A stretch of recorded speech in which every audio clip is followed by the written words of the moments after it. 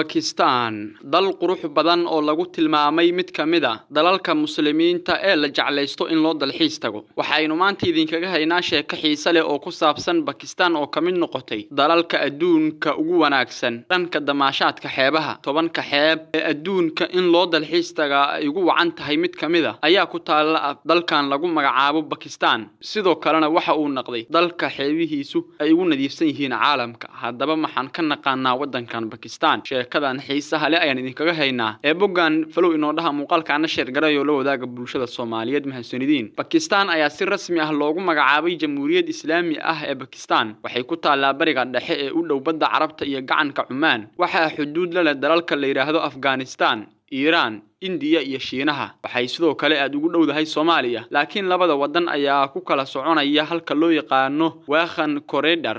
Afghanistan dalka ayaa waxaa loo yaqaanaa inuu yahay lixda ugu adduunka ugu weyn dunida iyo kan labaad ee adduunka ugu muslimiinta badan kadib wadanka Indonesia. Bakistan waxay leedahay taariikh dheer oo leh taariikhda qadiimiga ah ee dib soo celinta ilaa 40,000 oo sano ka hor, waxaana qarnigii 18aad boqortooyo halkaasi ay ka aasaasantay ayadoo muslimiintu wadankan u leeyahay xasuusaad gooni ah.